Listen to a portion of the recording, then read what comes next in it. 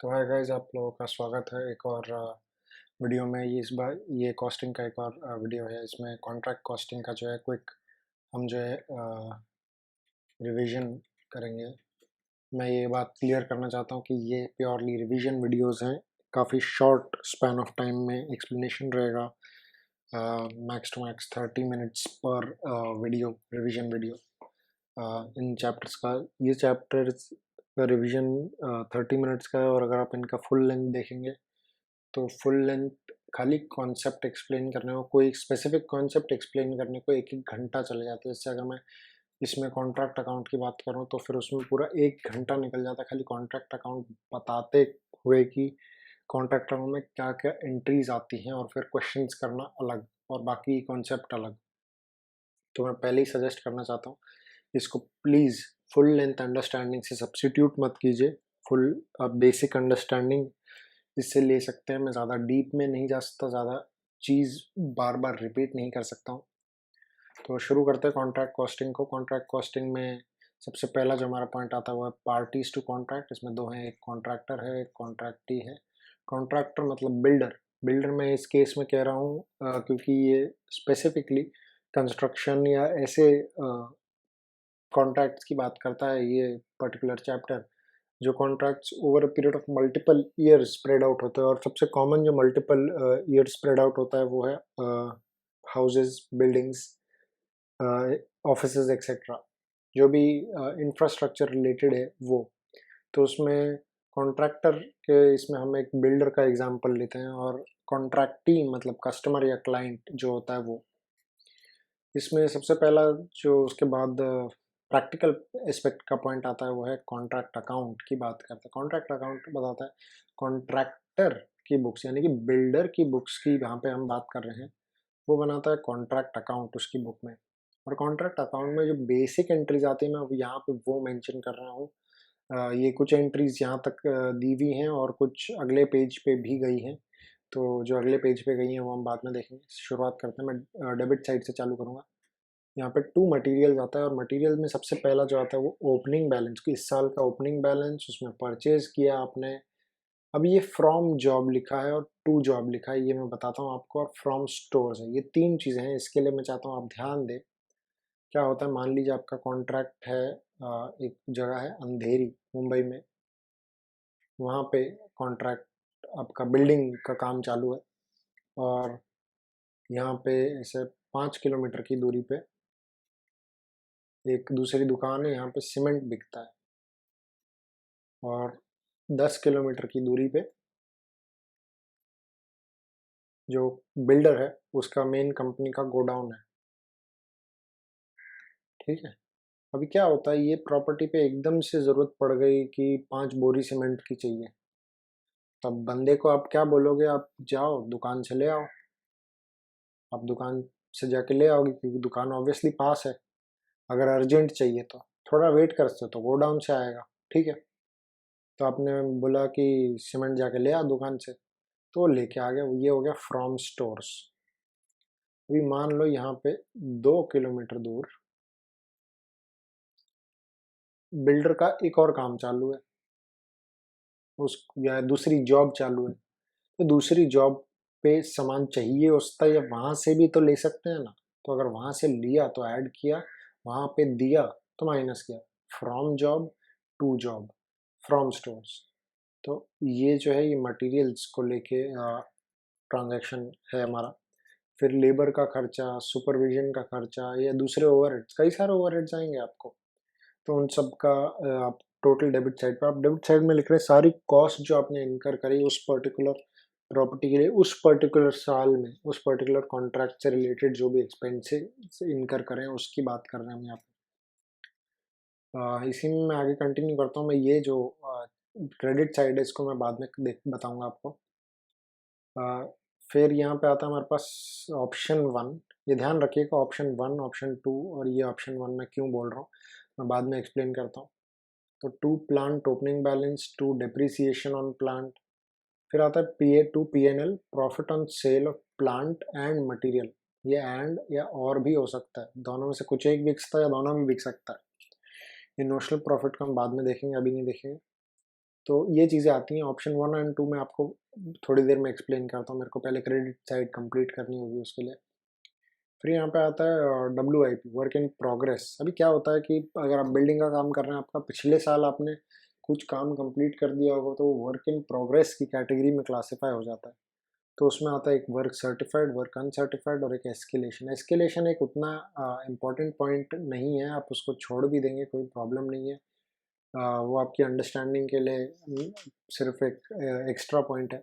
But work certified और uncertified बहुत ही ज़रूरी है। मैं डीप में नहीं जाऊँगा, मैं बता दूंगा ऐसी ओवरव्यू आपको। ये कॉन्ट्रैक्टर, कॉन्ट्रैक्टर ने बोला आपकी 80% प्रॉपर्टी कंप्लीट हो गई। कॉन्ट्रैक्ट ही बोलेगा प्रूफ दो। तो कॉन्ट्रैक्टर बोलेगा कि एक काम करो, आप एक आर्किटेक्ट हायर करो, उसको आर्किटेक्ट से आप सर्टिफिकेट ले लो कि कितना कंप्लीट हुआ। तो कॉन्ट्रैक्टी ने हायर करा एक आर्किटेक्ट, आर्किटेक्ट गया प्रॉपर्टी पे, उसने चेक करा, उसके हिसाब से खाली 75% प्रॉपर्टी कंप्लीट है, तो उसको उसने सर्टिफाई कर दिया। तो ये जो 75% का सर्टिफिकेट अवेलेबल है, वो 75% वर्क सर्टिफाइड, उसके हिसाब से हम वैल्यू कैलकुलेट करेंगे। इसका आगे फॉर्मूला है, डोंट वरी। और ये मत सोचना कि बैलेंस जो बचा वो वर्क अनसर्टिफाइड है, नहीं, उसका भी आगे कैलकुलेशन का तरीका वो भी हम आगे देखेंगे। तो पहले इस पे फोकस करते हैं कि वर्क सर्टिफाइड और अनसर्टिफाइड का आपको कॉन्सेप्ट क्लियर हुआ कि नहीं। मैं वापस बता रहा हूँ, 80% कॉन्ट्रैक्टर ने बोला कंप्लीट है, कॉन्ट्रैक्टी को चाहिए प्रूफ, कॉन्ट्रैक्टी गया आर्किटेक्ट के पास, आर्किटेक्ट से उसने करो लिया सर्टिफिकेट, आर्किटेक्ट ने कहा कि 75% ही कंप्लीट है, 80% कंप्लीट नहीं है। तो ये जो हुआ ये अनसर्टिफाइड वर्क के कैटेगरी में क्लासीफाई कर जाएगा, बट उसकी वैल्यू कैलकुलेशन हम देखेंगे। फिर आता है by bank plant sale, by bank material sale. अभी क्या होता है, आपने मटेरियल सेल कर दिया, एक्स्ट्रा मटेरियल बच गया था, आपने वो सेल कर दिया। आपके पास एक्स्ट्रा मशीनरी बच गई थी या मशीनरी खराब हो गई थी, तो आपने स्क्रैप में निकाल दी, तो उससे कुछ कैश रियलाइज हुआ, तो बैंक में ट्रांसफर हो गया, खत्म। फिर आता है P&L। अभी आपने मशीनरी लॉस पे बेची या मटेरियल लॉस पे बेचा, तो उधर आ जाएगा loss on plant sale, loss on material sale. यहाँ पे हमने देखा था 2 P&L, profit on sale of plant and material. कई बार ऐसा होता है आपने जो प्लांट या मटेरियल है उसको प्रॉफिट पे या लॉस पे बेचा, तो उस हिसाब से आप उसका इम्पैक्ट देंगे। फिर आता है बाय मटेरियल रिटर्न। अभी कई बार क्या होता है, आपने स्टोर से मटेरियल परचेज करा, मटेरियल डिफेक्टिव निकला, आपके काम का नहीं हुआ, आपने मटेरियल रिटर्न कर दिया, तो फिर वो क्रेडिट में आ जाएगा। बाय प्लांट रिटर्न, अभी आपने यहाँ पे मान लीजिए और एक एग्जांपल में सीमेंट की जगह आपने प्लांट परचेज कर दिया, इमरजेंसी में प्लांट डिफेक्टिव था, प्लांट में फॉल्ट था, प्लांट की ज़रूरत नहीं है आपको, तो फिर आप प्लांट रिटर्न कर देंगे।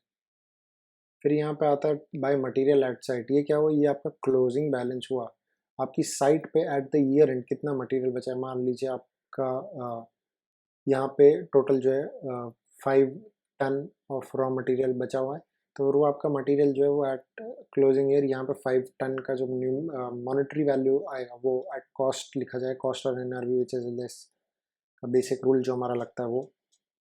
फिर यहाँ पे आएगा प्लांट जो आपका है उसका क्लोजिंग बैलेंस, ये अगेन ऑप्शन 1 का पार्ट है। अब मैं आपको एक्सप्लेन करता हूँ कि ऑप्शन 1 ऑप्शन 2 क्या है। प्लांट का ओपनिंग और क्लोजिंग बैलेंस आप ऐसे लिखते हैं सिर्फ डिप्रिसिएशन के पर्पस के लिए। मान लीजिए प्लांट का ओपनिंग वैल्यू था 1 लाख रुपए, क्लोजिंग था 80,000, तो ऑब्वियसली क्लियर सी बात है कि जो 20,000 रुपये है वो डिप्रिसिएशन का पार्ट फॉर्म कर गया, 20,000 रुपये। तो या तो आप इसको ऐसे लिख सकते हैं या फिर आप लिख सकते हैं सीधा 20,000 का डिप्रिसिएशन। आपको दोनों नहीं लिखना है, दोनों नहीं लिखना है, कोई एक ही लिखना है, सिर्फ कोई एक, इन दोनों में से ऑप्शन 1 या 2 में से कोई भी एक लिखना है। 1 लाख या 80,000 या फिर डायरेक्टली 20,000 लिख दिया आपने। अभी आप इसको टैली करेंगे। टैली किया तो या तो आपको डेबिट में नोशनल प्रॉफिट आएगा या क्रेडिट में लॉस ऑन कॉन्ट्रैक्ट अकाउंट। यहाँ पे आपको ज़्यादा दिमाग नहीं लगाना है। आपको अगर लॉस आया तो सीधा P&L में जाएगा, नोशनल प्रॉफिट आया तो फिर वो P&L में जाएगा, बट डायरेक्टली नहीं जा सकता, उसको हम एक तरीके से रिकग्नाइज करेंगे, उसके लिए प्रॉपर तरीका है, हमारे पास फॉर्मूला दिया गया है उसके लिए। तो वो आप चिंता मत कीजिए, यहाँ पे आप लिखेंगे टू नोशनल प्रॉफिट और नीचे करेंगे by balance carried down notional profit का, और फिर इसको हम करेंगे डिवाइड। ये मैं आपको बताता हूँ कैसे डिवाइड करना है इसको। ये आपके सिलेबस का पार्ट नहीं है, बट मैं आपको जनरल ओवरव्यू बता देता हूँ। नोशनल प्रॉफिट जो आता है इसको कई बार कॉस्टिंग P&L भी लिखते हैं, कॉस्टिंग P&L को फिर यहाँ पर ट्रांसफ़र करके उसको भी डिवाइड किया जाता है, मैं आपको वो भी एक्सप्लेन करता हूँ। अभी मैंने आपको नोट जो यहाँ पे 3 नोट दिए हैं उसमें से एक बता दिया, प्लांट के 2 ऑप्शन है, आप उसको अलग अलग लिख सकते हैं। फिर आता है plant and material also have abnormal loss other than normal loss on sale. Abnormal loss मतलब कुछ आपका जो स्टैंडर्ड लॉस प्रोसेस होता है कोई भी आपके रॉ मटेरियल का, मान लीजिए कि जो सीमेंट है, तेज आंधी आई, तूफान आया, आपने खुले में रखा था, बारिश आई तो उसमें सीमेंट भीग गया, आपका यूज़ करने लायक बचा नहीं, तो फिर वो सीमेंट वेस्ट हो गया, तो वो क्या हुआ, आपका एबनॉर्मल लॉस का पार्ट फॉर्म हो गया। फिर आता है note 3, amount of escalation will be given in the question, write it as it is. Escalation का अमाउंट आपको क्वेश्चन में दिया होगा, आपको खुद से कुछ यहाँ पे दिमाग नहीं लगाना है, वो आपको एज इट इज यूज करना है। अब पहले कैलकुलेशन आती है वर्क सर्टिफाइड और अनसर्टिफाइड की, और कैलकुलेशन से ज़्यादा अंडरस्टैंडिंग है इसकी। अगर आप अंडरस्टैंड कर गए तो कैलकुलेट आप खुद से कर पाएंगे। सॉरी, तो आपको टोटल वर्क दिया है 100%, मतलब आपने टोटल वर्क दिया 100%, उसमें से इन जनाब ने बोला कि 80% कंप्लीट है, 20% नहीं है। ये जनाब कौन है, ये आपके कॉन्ट्रैक्टर हैं, इन्होंने बोला 80% कंप्लीट है, 20% नहीं कंप्लीट है। आपने आर्किटेक्ट को बुलाया, आर्किटेक्ट ने बोला भाई 75 ही कंप्लीट है, 5% नहीं है उनके हिसाब से। तो इसको आप किस प्राइस पे वैल्यू करोगे, आप वैल्यू करोगे इसके कॉन्ट्रैक्ट प्राइस पे। मतलब अगर कॉन्ट्रैक्ट 10 लाख का है तो फिर आप 10 लाख का 75% पे ये वैल्यू लिख देंगे, 75,000 की वैल्यू ये आ जाएगी। और ये जो ये वैल्यू एट कॉस्ट प्राइस, ये 5%, मतलब आप इसको क्या करेंगे, आपको जितना कॉस्ट इनकर हुआ वो वैल्यू लिखेंगे। अब ये जो 75,000 है ना, ये यहाँ पे आप देखेंगे, ये पीएनएल में रिकॉग्नाइज नहीं कर देना आपको डायरेक्टली, ये नोशनल प्रॉफिट नहीं है, ये आपका वर्क सर्टिफाइड का या और वर्क अनसर्टिफाइड का बाइफर्केशन है। आप इसको डायरेक्टली उधर नहीं लिख देंगे, इसका कैलकुलेशन का तरीका और अलग है, ये थोड़ा सा कॉम्प्लिकेटेड वे है, खाली ये वर्क सर्टिफाइड और अनसर्टिफाइड की वैल्यू लिखने के काम आता है। सॉरी, मैंने यहाँ पे गलत लिख दिया, ये 10 लाख था, मैंने 75,000 लिख दिया, ये 7.5 लाख आएगा। और ये जो 5% ये वैल्यूड एट कॉस्ट, हो सकता है ये जो बचा हुआ 50,000 का अमाउंट आता है यहाँ पे, ये 50,000 की एक्चुअल कॉस्ट 60,000 हो सकता है 40,000 हो, जो भी फिगर होगा आपको उस फिगर की उस कॉस्ट प्राइस पे लिखना है इसको। 20% वर्क नॉट कंप्लीटेड, इसको इग्नोर करना है, इसका कुछ लेना देना ही नहीं है यहाँ पे। फिर आता है computation of profit and loss on contract, थोड़ा सा कॉम्प्लेक्स है, ध्यान दीजिए आपको आएगा। कॉन्ट्रैक्ट अगर पहले साल में ही कंप्लीट हो गया, मतलब आप कॉन्ट्रैक्ट अकाउंट बना रहे हैं 1 साल के लिए ही, सिर्फ 1 ईयर का, पहले साल में ही कंप्लीट हो गया, तो फिर पूरा का पूरा अमाउंट जो है वो प्रॉफिट या लॉस में, लॉस हो या प्रॉफिट हो कुछ भी हो, वो पूरा का पूरा प्रॉफिट एंड लॉस में डायरेक्टली चले जाएगा। अगर कॉन्ट्रैक्ट दूसरे सालों में कंप्लीट हो रहा है स्टार्टिंग ईयर के अलावा और लॉस हुआ है तो भी पूरा पीएनएल में चले जाएगा। मैंने आपको यहाँ पे बताया था कि अगर यहाँ पे पीएनएल यहाँ पे लॉस आपको बैलेंसिंग फिगर में आ रहा है तो सीधा पीएनएल अकाउंट में ट्रांसफर होगा। आप शायद यहाँ पे रीड नहीं कर पा रहे होंगे, मैं इसको ज़रा सा इरेज करता हूँ। ये जो भी बैलेंसिंग फिगर आएगा इधर, आप उसको डायरेक्टली पीएनएल अकाउंट में ही ट्रांसफ़र करेंगे। उसके बाद ये मेजर पार्ट है, ये इंपॉर्टेंट है, इसको स्टार मार्क कर लीजिएगा। प्रॉफिट अगर आता है तो प्रॉफिट को कैसे करेंगे, आपको डिग्री ऑफ कंप्लीशन ढूंढना पड़ेगा और उस डिग्री के बेसिस पे कुछ रूल्स अप्लाई करने पड़ेंगे और फिर फिगर आउट करना पड़ेगा कितना अमाउंट पीएनएल में जाएगा। तो उसको देखते हैं हम। मान लीजिए यहाँ पे वर्क सर्टिफाइड, और मैं पिछला एग्जाम्पल ले रहा हूँ, 7 लाख और टोटल कॉन्ट्रैक्ट वैल्यू 10 लाख, ठीक है। तो 7,50,000 और यहाँ पे हमारा 10 लाख का कॉन्ट्रैक्ट है,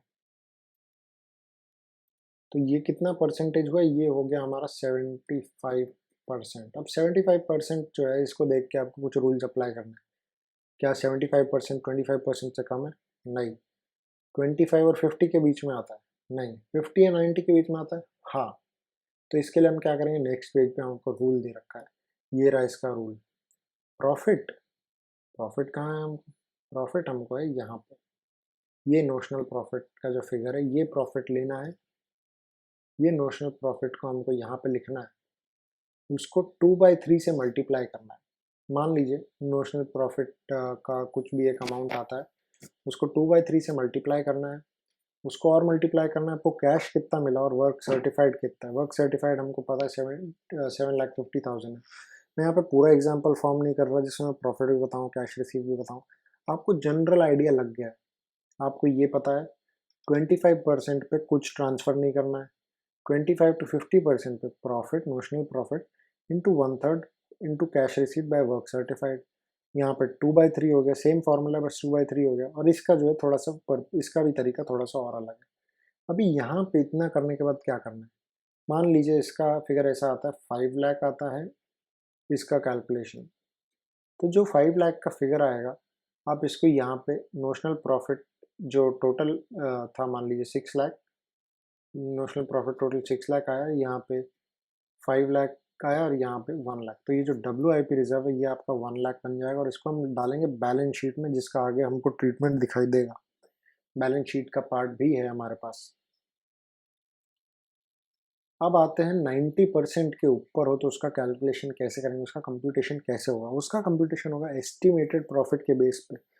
मतलब ये कि अगर आपका 90% या 90 से ज़्यादा काम कंप्लीट है, मतलब वो ऑलरेडी ख़त्म होने के उस पे आ गया है, काम ख़त्म होने के दर पे आ गया है, तो आप उसका एस्टिमेटेड प्रॉफिट के बेस पे जो है कैलकुलेशन करेंगे। अब एस्टिमेटेड प्रॉफिट कहाँ से निकलेगा, contract price minus cost till date, आज तक जो भी खर्चा हुआ वो, माइनस एस्टिमेटेड कॉस्ट। अभी मान लीजिए आपका कॉन्ट्रैक्ट प्राइस था 10 लाख जो मैंने ऊपर बताया, आपका आज तक का खर्चा था 4 लाख, आपको पता है और जो है 3 लाख लगेगा, कुछ एक्स्ट्रा खर्चे आ गए उसकी वजह से आपको पता है और 3 लाख लग जाएगा, तो बैलेंस आपका बचा 3 लाख। तो ये जो 3 लाख है ये आपका एस्टिमेटेड प्रॉफिट है।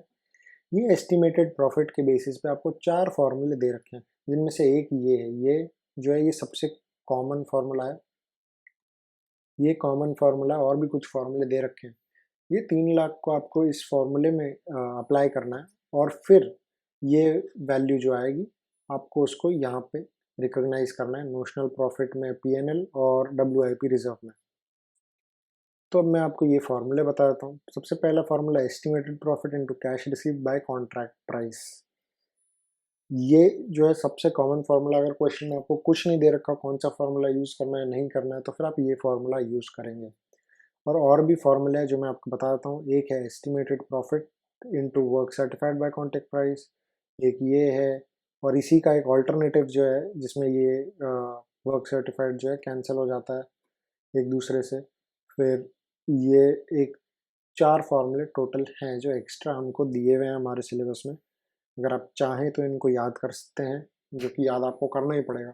मैं क्यों अभी ये फॉर्मूले जल्दी जल्दी पढ़ा रहा हूँ, डीप में नहीं जा रहा, और इस चैप्टर में आप जानते हैं कई सारे फॉर्मूले हैं, सिर्फ इस रीज़न से कि ये फॉर्मूले का सबका एक डेरिवेशन है और एक एक डेरिवेशन को आधा आधा घंटा लगता है उसको एक्सप्लेन करने में कि वो कहाँ से आया, क्यों आया और उसको यूज़ कैसे किया जाता है।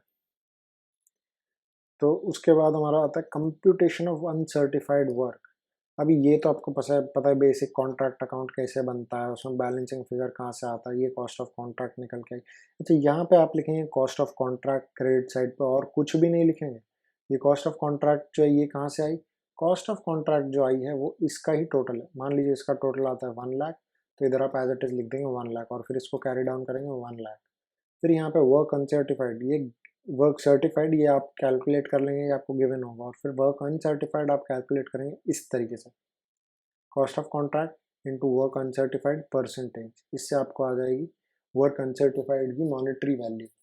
जैसी मॉनेटरी वैल्यू आ गई यहाँ पे आपको नोशनल प्रॉफिट आ जाएगा या फिर लॉस आ जाएगा, उस हिसाब से आप उसको ट्रांसफ़र कर सकते हैं। फिर हमारे पास आता है प्रेजेंस ऑफ ओपनिंग WIP। अब ओपनिंग WIP हमको दिया हो, मतलब कि क्या, कि अगर आपने स्टार्टिंग में कॉन्ट्रैक्ट अकाउंट देखा होगा तो यहाँ पे बाय WIP है, बाय WIP मतलब ये क्या है, ये इस साल का क्लोजिंग है, मतलब आप अगले साल जब अकाउंट बनाएंगे तो इधर आएगा 2 WIP, 2 WIP भी आएगा अगले साल, उसमें भी वर्क सर्टिफाइड अनसर्टिफाइड सब आएगा। तो अगर आपको ओपनिंग बैलेंस दे रखा हो तो उसको कैसे लिखना है, तो 2 WIP उसमें work certified, work uncertified minus WIP reserve. ये WIP रिजर्व जो है ये या तो आपको बैलेंस शीट में जो ट्रीटमेंट दिखाई देगा वो, और या फिर जो आपने पिछले साल के अकाउंट्स बनाए उसमें से आप जिनने जब सब कैलकुलेट करा आपका PNL में ट्रांसफ़र कितना होगा नहीं होगा, तो आपको अगेन वहाँ से ये डेटा मिल जाएगा WIP रिजर्व का। बैलेंस शीट हमारा अगला टॉपिक है, वो भी करवाऊंगा मैं। और यहाँ पे आपने क्रेडिट साइड पे आपको ध्यान रखना है कि वर्क सर्टिफाइड और अनसर्टिफाइड जब आप लिखेंगे ये ओपनिंग WIP के सिनेरियो में, तो फिर यहाँ पे क्या किया जाता है, यहाँ पे दोनों भी जो है क्यूमुलेटिव होता है, 1 या 2 साल जितने भी दिए हुए हैं, 1 2 3 जो भी नंबर ऑफ ईयर्स है उनका क्यूमुलेटिव होता है। मान लीजिए 3 साल दिए हैं तो 1 + 2 + 3 तीनों साल का जो भी टोटल निकल के आएगा एक्स फिगर, वो एक्स फिगर की वैल्यू यहाँ पे आपको लिख रखी होगी, एक्स और ये वाई।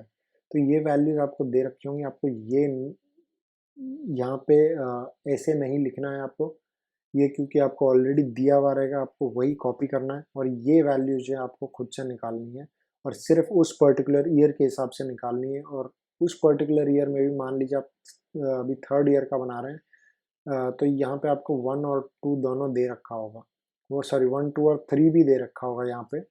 तो आपको यहाँ पे क्या करना है, यहाँ पे 1 और 2 की वैल्यू लिखनी है ताकि नेट इफेक्ट जो आएगा वो खाली 3rd के हिसाब से आएगा, खाली 3rd ईयर का ही कंसिडरेशन होगा। अब यहाँ पे आता है बैलेंस शीट एक्सट्रैक्ट ओनली। ये ध्यान से देखिए, मैंने लिखा खाली balance sheet extract only. Extract only का मतलब ये है कि बैलेंस शीट पूरी बना ही नहीं जा सकती, हमको ट्रायल बैलेंस या कोई भी और इंफॉर्मेशन जो है अगर जब तक अवेलेबल नहीं होगी हम पूरी बैलेंस शीट नहीं बना सकते। पूरी बैलेंस शीट के लिए हमें काफ़ी डिटेल चाहिए रहती है।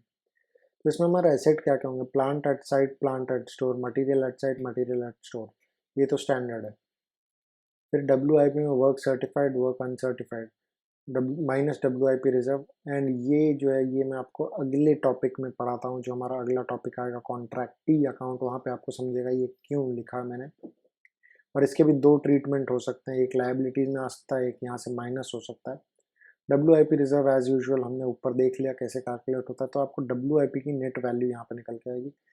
P&L अकाउंट जो है आपको लाइबिलिटीज में आएगा एज यूजुअल, जो आपका नॉर्मल बैलेंस शीट बनता है उसकी तरह ही P&L बैलेंस शीट, P&L जो है आपका लाइबिलिटीज में दिखाई देगा, उसमें आपका प्रॉफिट लॉस सब माइनस कर करके जो भी आपको नेट इम्पैक्ट आएगा वो पता चलेगा। आउटस्टैंडिंग एक्सपेंसेस इफ एनी, यहाँ पे इफ एनी होना जरूरी है, अगर कोई आउटस्टैंडिंग एक्सपेंस हो तो ही ये कॉलम बनेगा। एडवांस रिसीव फ्रॉम कॉन्ट्रैक्टी और एडवांस फ्रॉम कॉन्ट्रैक्टी, ये दोनों सेम ट्रीटमेंट है, आपको सिर्फ एक करना है, दोनों में से दोनों नहीं करना है। ये यहाँ पे ऐड होता है और ये यहाँ पे माइनस होता है, फर्क इतना ही है दोनों में। हम पढ़ते हैं यहाँ पे लास्ट टॉपिक जो इस चैप्टर का है, कॉन्ट्रैक्टी अकाउंट। कॉन्ट्रैक्टी अकाउंट मतलब आपने कुछ कैश एडवांस जो है रिसीव करा, एडवांस कैश रिसीव करा, मान लीजिए 1 लाख की वैल्यू है, जिसमें से आप कैरी डाउन करेंगे पूरा का पूरा अगले साल के लिए, यहाँ पे भी 1 लाख लेके आए, इस साल आपको कुछ कैश नहीं मिला तो फिर ये 1 lakh as it is carry forward होगा, फिर ये 1 lakh as it is carry forward हुआ। अब मान लीजिए आपको 1 लाख और मिला इस साल, तो इस साल का कैरी फॉरवर्ड जो हो जाएगा वो 2 लाख हो जाएगा, यहाँ पे आप लेके आएंगे 2 लाख। अब मान लीजिए इस साल में जो है कॉन्ट्रैक्ट आपका कंप्लीट हो रहा है, तो फिर आप कॉन्ट्रैक्ट अकाउंट में ये 2 lakh as it is transfer कर देंगे। अब जब तक ये 2 लाख कॉन्ट्रैक्ट अकाउंट में ट्रांसफर नहीं होता, तो ये जो कैरिड डाउन आ रहा है ना, ये आपकी लायबिलिटी है कि आपने पैसा ले रखा है बट अभी तक काम नहीं किया है, तो फिर ये लायबिलिटी या तो 1 लाख यहाँ पे, या 1 लाख और जब 2 लाख हो जाएगी तब यहाँ पे दिखाई देगी, ऑप्शन 1। या फिर आप यहाँ पर WIP में से 1 लाख माइनस कर सकते हैं और नेट फिगर जो भी आएगा वो निकाल के बैलेंस शीट का एक्सट्रैक्ट दे सकते हैं। अब आपको ध्यान रखना है, ये बैलेंस शीट जो आपको टैली नहीं करनी है, ये बैलेंस शीट अगर आपने टैली कर दी तो आपका क्वेश्चन वहीं पे गलत हो जाएगा। बैलेंस शीट का एक्सट्रैक्ट कभी टैली नहीं करना है हमको। तो इसके साथ दोस्तों ये चैप्टर खत्म होता है, इसके नोट्स आपको नीचे डिस्क्रिप्शन बॉक्स में मिल जाएंगे। मैंने कोई भी मार्किंग्स वाले नोट जो है मैं अपलोड नहीं कर रहा हूँ, रीज़न बीइंग कि मैं चाहता हूँ आप ये चैप्टर के सारे पॉइंट जो है खुद से लिखें, अपने हाथों से लिखें, क्योंकि काफ़ी सारे फॉर्मूले हैं, एक बार को आपको MCQ फॉर्मेट में ये टेबल भले ही नहीं आएगी, आप contract account, contractee account, balance sheet नहीं आएगी, बट आपको फिर भी उसका ऑर्डर याद होना चाहिए। रीज़न बीइंग कि आपको अगर पूछ लिया मटेरियल्स का ईयर एंड पे हम किस वैल्यू पे लिखेंगे, क्या क्या लिखेंगे, तो आपको ओपनिंग बैलेंस, परचेज ऐड करना, from job to job, from store, ये सब ऐड लेस करना आना चाहिए, आपको पता होना चाहिए कौन से में क्या ऐड लेस होगा। फिर आपको ये भी पूछा जा सकता है नोशनल प्रॉफिट की वैल्यू बता दो, या इसको हमने जो दूसरा टर्म दिया कॉस्टिंग P&L में कितना ट्रांसफर होगा उसकी वैल्यू बता दो, और फिर उसमें P&L और WIP रिजर्व क्या क्या होगा वो भी बता दो। तो आपको कई चीज़ें पूछी जा सकती हैं, इसलिए मेरा सजेशन ये है कि आप इस नोट को पूरा हैंड रिटन कीजिए, क्योंकि ये सबसे कॉम्प्लेक्स चैप्टर है। सबसे इजी भी ये है और सबसे कॉम्प्लेक्स भी है। इसमें आप काफ़ी मार्क्स स्कोर कर सकते हैं। एक बार के हमारे बाकी के चैप्टर जो हैं काफ़ी इजी हैं, उसमें मार्क्स लाना थोड़ा कंपैरेटिवली इजी है। तो दोस्तों मैं आपको मिलूँगा अगले चैप्टर में। हमारा अगला चैप्टर जो रहेगा वो भी कॉस्टिंग से रिलेटेड एक काफ़ी इजी चैप्टर है, one of the easiest chapter but one of the lengthiest chapter also perform करता है। इसी प्लेलिस्ट में ऐड हो जाएगा वो चैप्टर भी। Thank you.